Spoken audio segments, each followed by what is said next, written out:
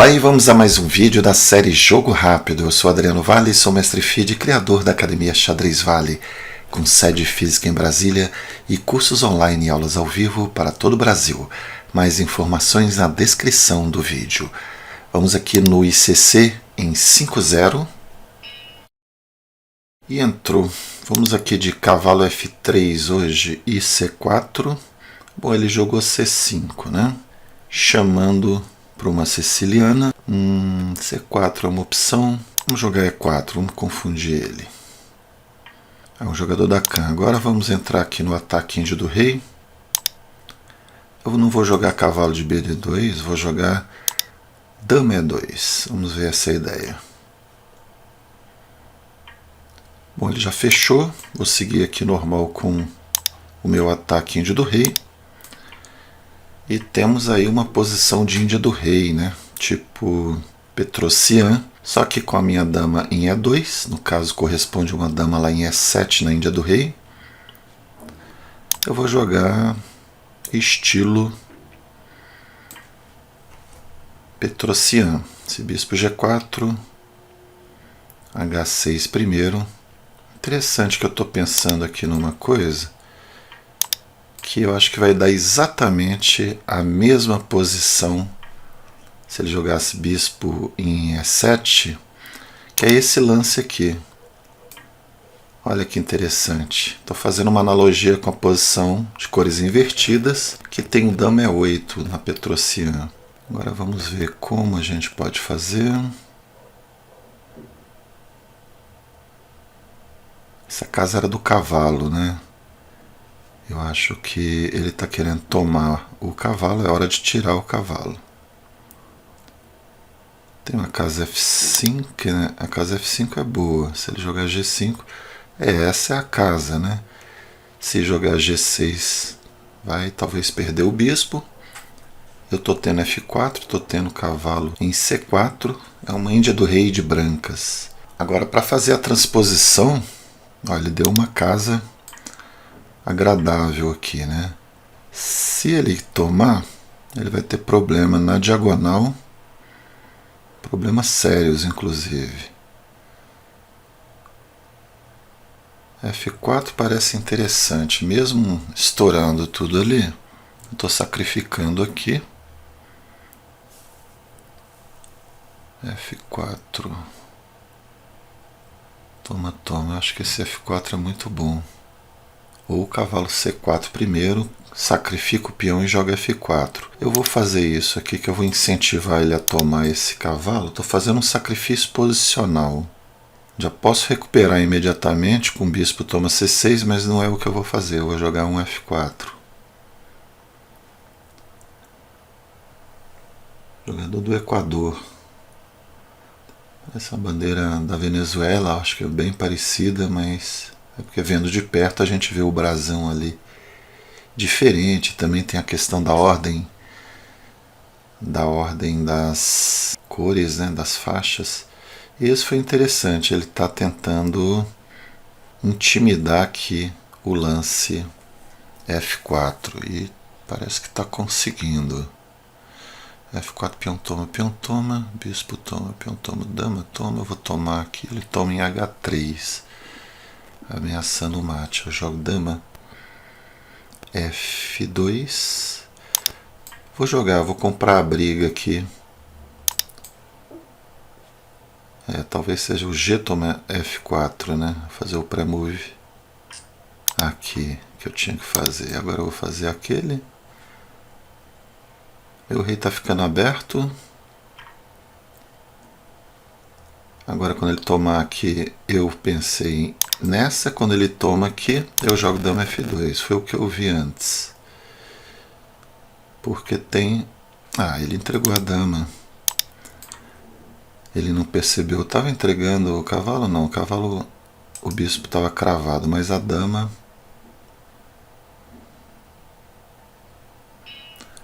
Bom, ele cometeu um erro aqui tático, isolado, né? Esse tipo de erro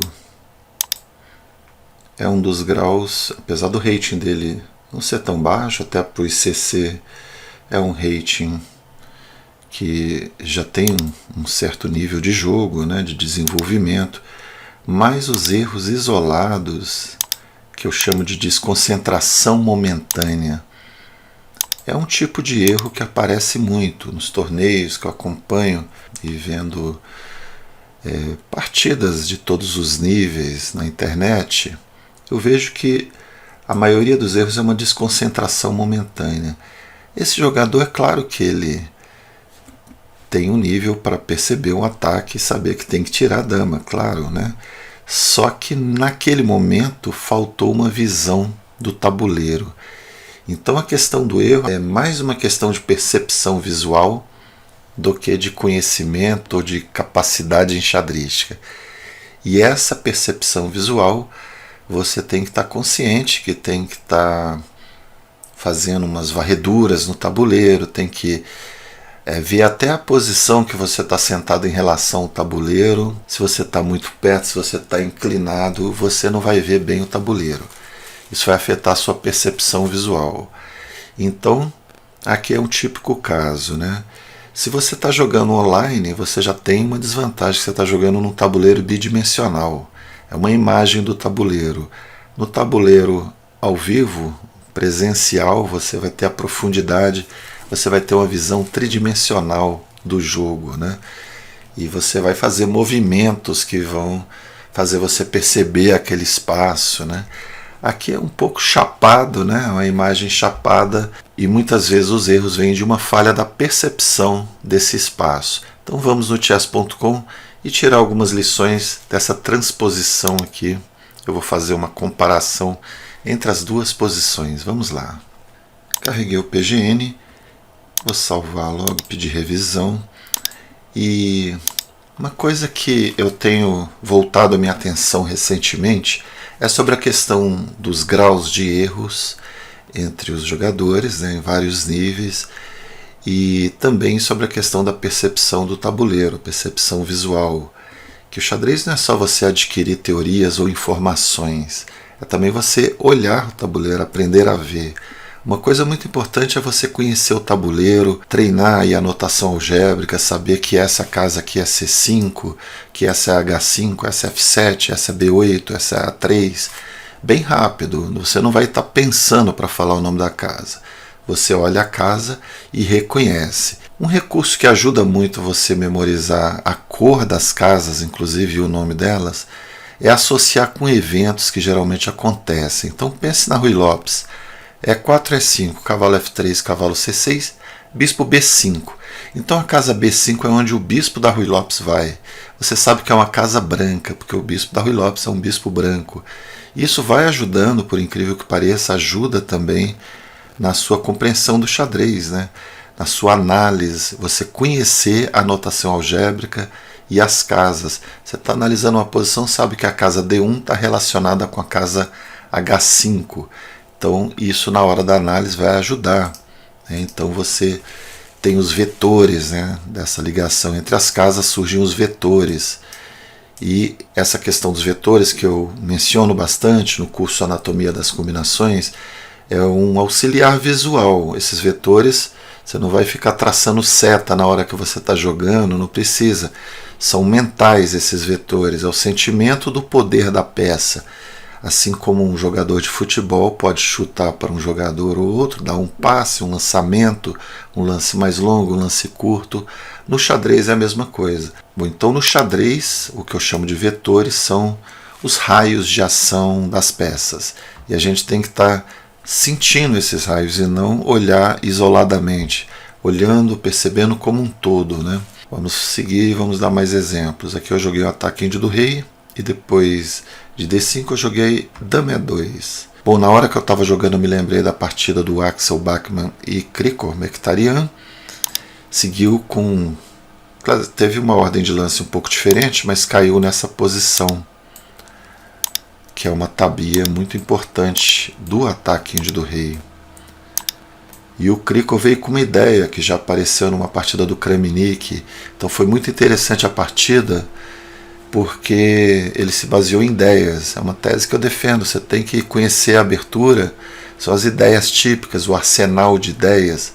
e não necessariamente, depende da variante, algumas exigem, mas em geral as variantes, as aberturas não exigem memorização de linhas longas, linhas precisas, apenas algumas aberturas. Essa aqui tem uma linha longa, mas tem várias possibilidades razoáveis em cada posição, tanto das brancas quanto das pretas.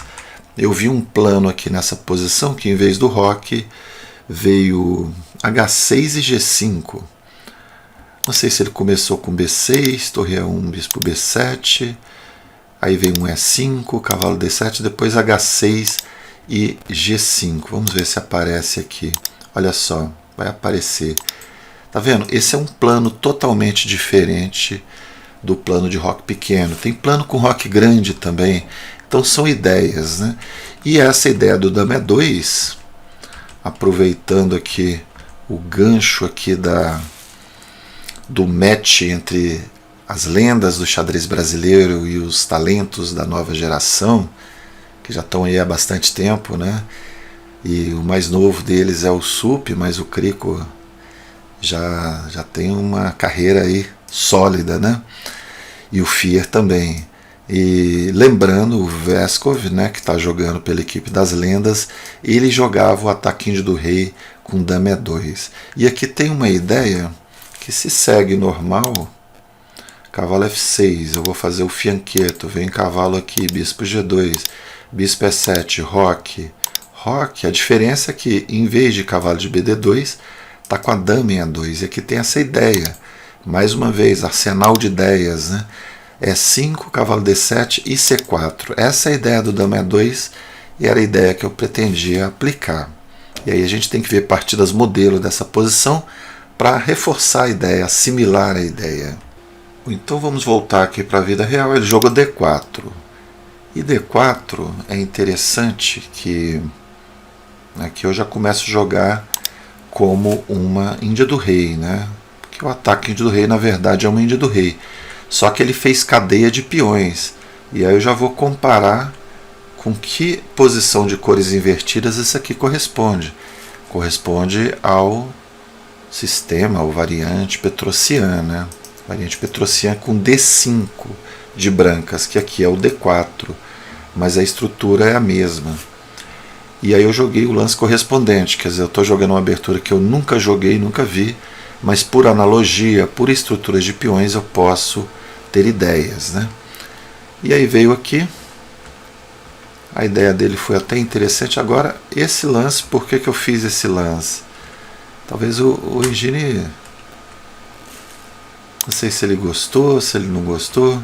Ele disse que foi imprecisão, né? Ele preferia jogar G4, fazer uma caça ali, né? Depois cavalo H4, esse H6 debilita a casa G6. Mas olha só, essa posição, eu vou puxar aqui um outro tabuleiro. Bom, aqui não tem a posição, aqui tem, né, que o chess.com não deixa introduzir um lance, né? Deixa eu dar um drible nele aqui. Depois de cavalo F3, cavalo F6, D4, eu vou voltar aqui. Pronto. Na posição de D4,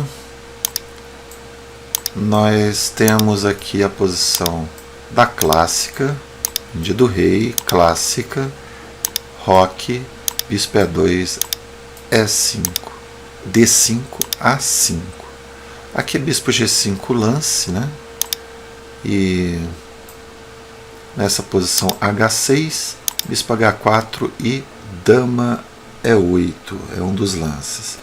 Cavalo A6, né? Poderia ter jogado o cavalo A6 antes ali, no meu caso, cavalo A3.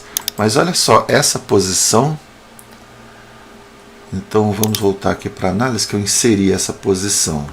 Eu vou clicar aqui exatamente no momento que eu jogo dama E1. E vamos ver a posição invertendo aqui.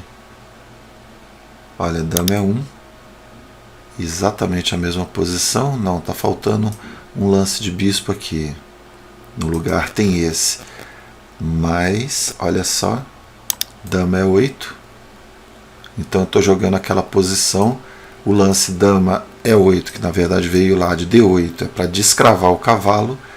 Então, quando eu jogo dama E1, também é a mesma ideia, de escravar o cavalo. Então estamos entrando numa abertura nunca vista e as ideias estão aí.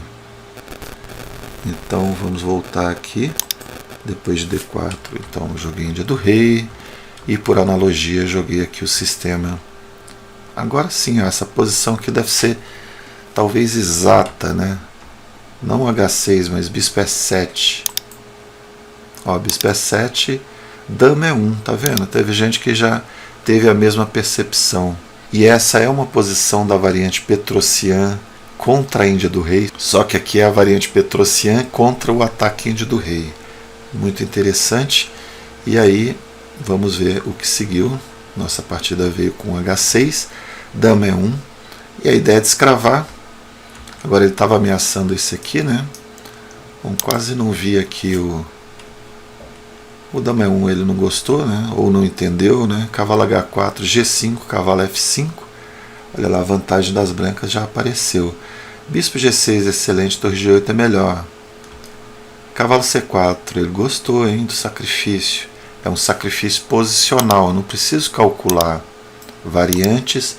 Eu tenho que ver que eu vou estar com o bispo bem aberto, inclusive ele não vai para recuperar o peão, que eu acho que seria muito ruim, inclusive depois fica esse aqui atacado. Mas ele dá um lance muito interessante aqui, que é A5, e dá o F4 também, que era a minha ideia também, né? Jogar F4, já dando 4 pontos de vantagem. Olha o sacrifício posicional, o efeito de um sacrifício posicional, né?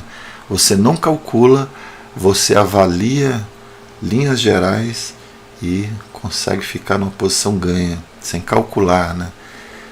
F4, um erro. Aqui foi quando eu falei que ia pagar para ver, né? Sabia que tinha um certo risco, né? Mas eu queria implementar a ideia, né? Até porque eu estava de olho naquela variante que ele veio. Esse é o duas interrogações. Ele tinha que ter jogado Dama D5, né? E aí vai manter a pressão aqui. Eu vou jogar... ele tem um sacrifício de qualidade. Aí entra em outro tema, né? Dama G2. Isso seria difícil para ele conceber isso aqui, né? Porque eu não posso tomar que caia aqui. Bispo D2. E3. É interessante. Ele ficava melhor. Então o lance realmente foi muito arriscado. Foi um erro. Mas a posição está muito boa aqui, seguindo o desenvolvimento. Bispo D2, ele vai ter que fazer um roque grande, eu vou ter até chance de ataque por lá, né? A5 ou C3 para abrir linhas. De repente tem um B4 e está dando uma boa vantagem. Aqui eu continuo sacrificando simplesmente aqui o sacrifício. Olha que posição fantástica, vai dar vantagem decisiva aqui de novo. A5... e segue o jogo. Excelente, segue com ideias, né? Não necessariamente variantes. É muito importante. Duas coisas que eu falei hoje nesse vídeo: a percepção visual e ideias, arsenal de ideias. Veja uma ideia numa partida, tente aplicar em outra. Então vamos seguir aqui. Depois de F4 ele tomou, eu tomei, ele tomou, que é um ótimo lance, mas agora veio o erro dele. E esse erro é fatal, né? Porque quando eu tomo, ele tinha que jogar esse. Mesmo assim, tem o melhor que Dama F2, que a minha ideia era Dama F2, é o segundo lance, que o cavalo não pode sair, que eu estou entrando lá. Mas aqui eu tenho um intermediário tomando com cheque, né? Claro que na hora eu ia talvez perceber isso aí, né? Porque quando a posição surge, a gente vê mais concretamente. Mas eu vi que isso aqui não ia ter muito perigo. Por isso que eu joguei o sacrifício e contei com erro. Agora veja só, ele está numa posição boa. Se ele tem tempo, se ele vê o perigo, se ele tem um senso de perigo aqui dessa captura, ele seguiria com uma posição muito boa. Então esse lance é uma desconcentração momentânea. Ele viu rápido, ele foi materialista. Então um tipo de erro, claro que tem muito aqui a ver com o ritmo, né? 5-0, ele toma e depois vai ver, né? Mas é um lance que pode ser evitado com um pouco mais de concentração e com senso de perigo. que tem a ver com uma certa intuição da posição. Essa intuição no xadrez pode ser desenvolvida com análises próprias, e colecionando muitas ideias e vendo partidas, você vai pressentindo o que pode surgir naquela posição típica que você já reconheceu, né? Muito parecida com outra que você viu, e muito rápido e às vezes até inconscientemente algo te diz que não, aqui eu não posso tomar esse peão, ele teria que ter esse senso de perigo. Vamos ver aqui quanto deu a precisão. Apesar que eu não ligo muito aqui quando oscila, né? Ó, hoje foi 91.4, né? Mas também fiz aquele lance que foi considerado erro, então isso aí baixa bastante. Mas o destaque aqui é a ideia, né? Como esse sacrifício posicional que aparece na Índia do Rei, eu utilizei aqui, então está no meu arsenal de ideias, um sacrifício posicional. Inclusive tem uma partida do Botvinnik que ele joga um cavalo aí, sacrifica também e joga com F4, eu me lembrei dessa partida. Só que o jogador das pretas jogou uma Semish, né? Botvinnik jogando o ataque índio do rei. E aqui que eu gostei de saber que esse sacrifício ele dá uma vantagem decisiva. Olha só, 4 pontos. E é um sacrifício posicional que deu uma vantagem decisiva e não exigiu cálculo nenhum, apenas avaliação posicional. Então espero que você tenha tirado alguma lição desse vídeo e não esqueça de deixar seu like, seu comentário e até o próximo vídeo da série Jogo Rápido. Até lá, valeu!